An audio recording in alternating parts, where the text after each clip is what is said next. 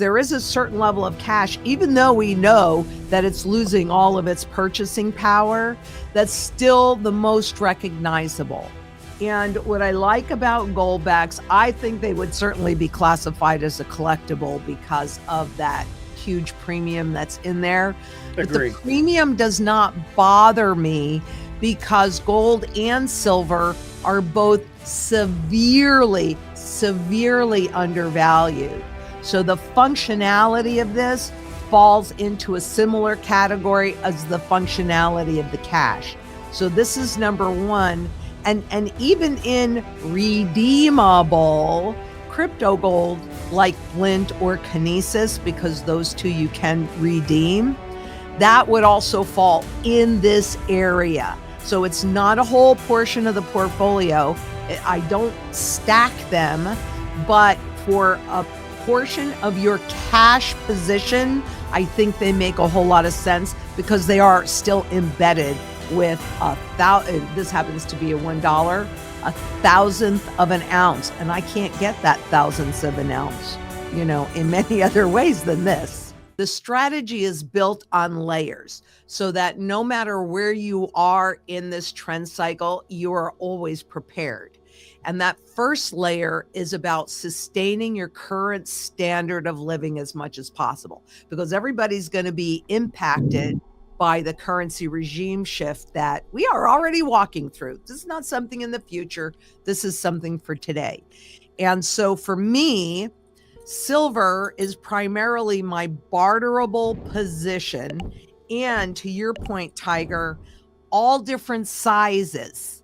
So that's where you would be stacking your silver. That's also where silver bullion would go. This is a silver eagle. This is a peace dollar, dimes pre-1965, dimes, quarters, half dollars, and dollars.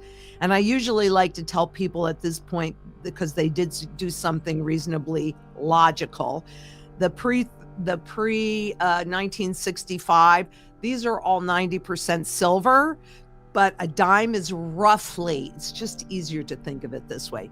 The dime is roughly a tenth of an ounce. Quarter's a quarter of an ounce, a half dollar's a half an ounce, a silver dollar's an ounce. So they're all 90% silver, so 90% back of that, but it's just easy to think about it that way. But there are some things, so this I would use for, let's say, going to the gas tank, putting gas in my car, going to the grocery store, I'm buying the pint of strawberries. Physical silver remains a cornerstone of practical value.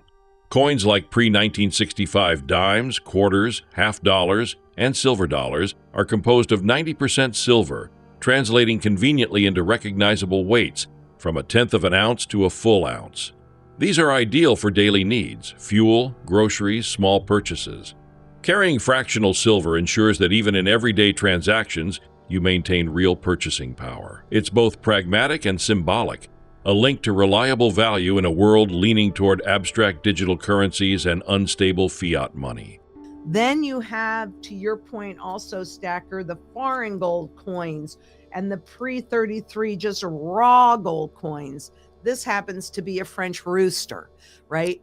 This kind of gold is what I like to use for things like property taxes, because this kind of gold and silver that we're talking about in here will run, relatively speaking, to the spot market.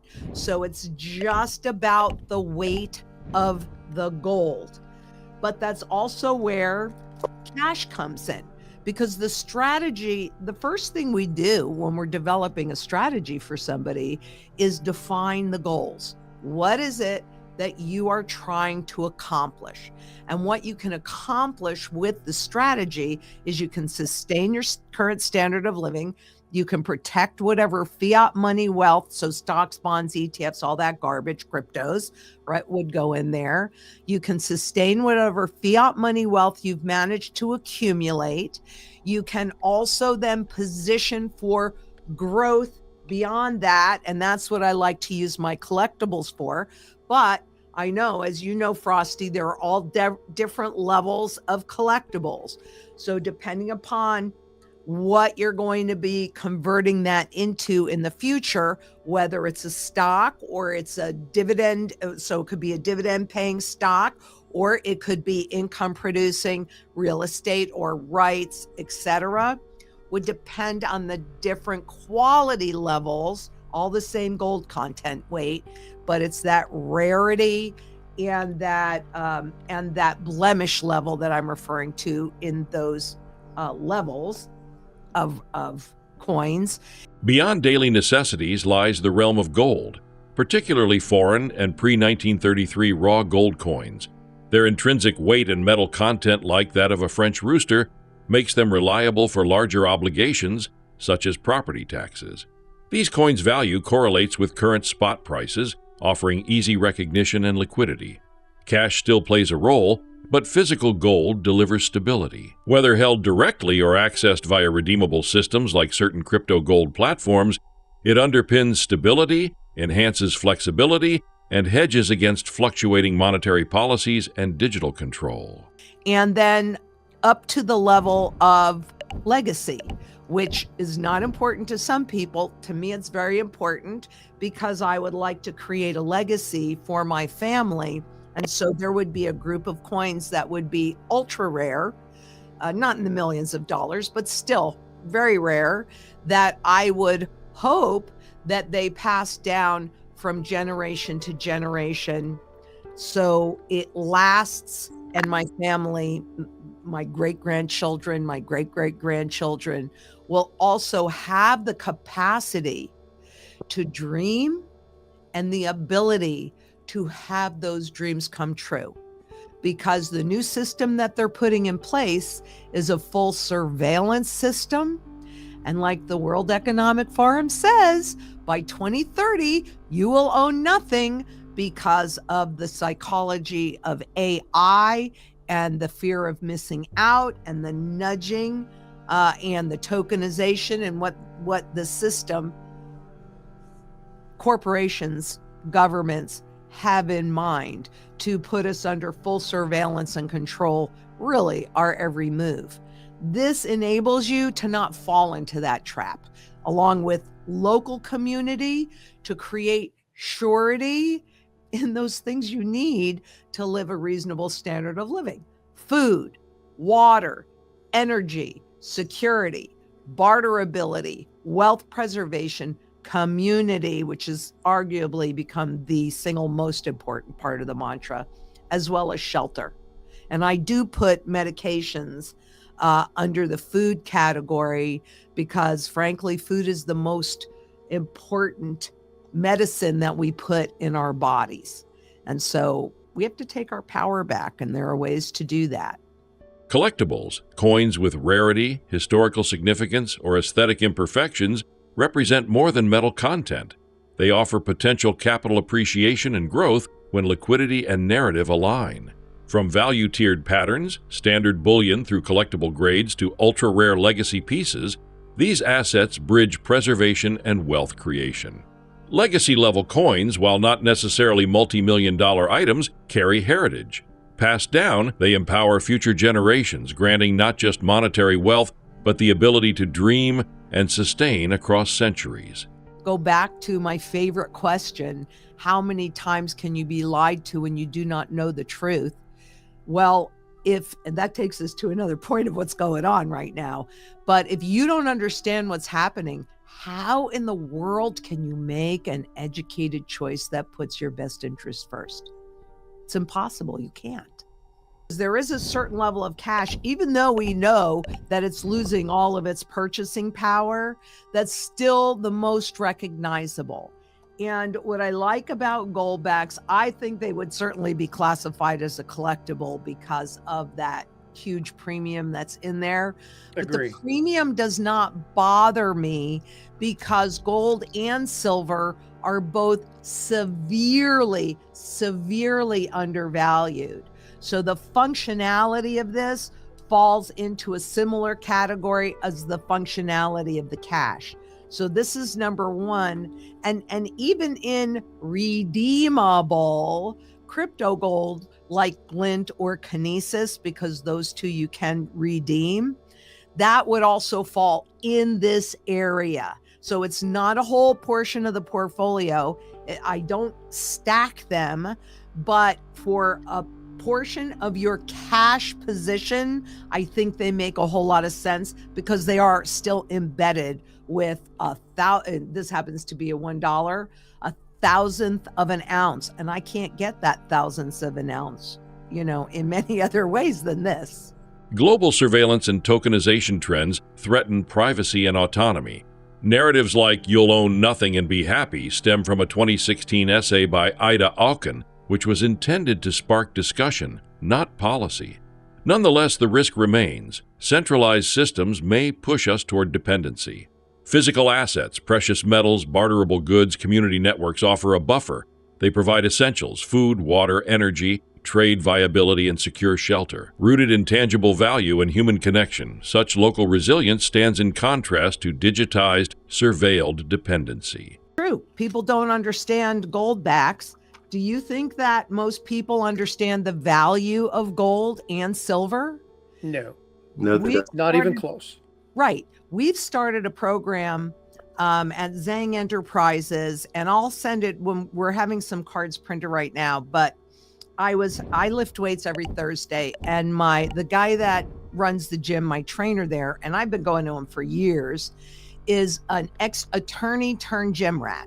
So he's a bright guy, and we usually have some pretty interesting conversations. And not that long ago, maybe 6 or 8 months ago, I don't know how he got on the topic, but I made some kind of comment about silver once being our money, the coins. And he's in his mid 40s. And he said to me, "We had silver coins?" Yeah. And exactly. I was shocked that he did not know this because of how well educated he is. And I realized here we are asking people to, like, I sit on the advisory board of the Citizens for Sound Money movement to get sound money back into the monetary system again. So I'm asking people, you're asking people to do this, and they don't even know what it is. So we came up with they're business size cards. And on one side of the card, we have a dime, a new dime. And on the other side of the card, we have a pre-1965 dime. Now you can look at the two of them and they look like pretty much identical. This is how they make the shift, right? Yes. But we're also, the card says have a paradigm shift, right? We're trying to help people get this in their hand, because if you look on the edge, obviously one is all silver, the other is copper. And when you put the silver in people's hands, their eyes light up once they see this difference. So how can we ask them to understand gold backs or constitutional silver or constitutional gold or wanting sound money back in the system? How can we expect people to do that unless they understand it? And how can we really, really, really educate them without putting it in their hands and giving them that experience? Because we're saying, okay, buy this, but they don't understand why. They don't understand the difference. Yep, precisely. Building awareness is foundational. Many smart individuals remain unaware of the difference between modern clad coins and constitutional silver. Hands-on tools like comparison cards contrasting a modern dime with a 1960s silver dime create awakening moments. That's why grassroots education, from gyms to local events, matters. Influencing even 3% of the population to convert a portion of fiat into physical gold or silver might shift the needle on economic narratives. By educating communities and eventually governments, we could nudge systems toward sound money, bottom up, rooted in comprehension and shared value. We are all in, we're all in the same community. And this is, I believe, this is our opportunity to get sound money back in the global system again. And that's the battle. In fact, that's why I'm going to Malaysia in just a few weeks and I'm going to be talking about sound money, because if we can we don't need 80% of the population. We need, I believe, 3% of the population to just convert their fiat wealth, some of their fiat wealth, into physical gold and silver, I think we can have a shot at getting a seat at the table. And we have to do it from the bottom up, like grassroots at the state level. And so we need people to participate in that. But we also have to do it on a top-down level with the different governments around the world, with the different central bankers around the world. Because truthfully, I don't think most people in government understand sound money at all. No, they don't. How can you ask them to do something that they don't understand? We have to do something to get it in their hands so that they start to just look at things a teeny weeny bit differently. Because I have personally found when I look at something just a little bit differently, it is amazing what unfolds and what you can see.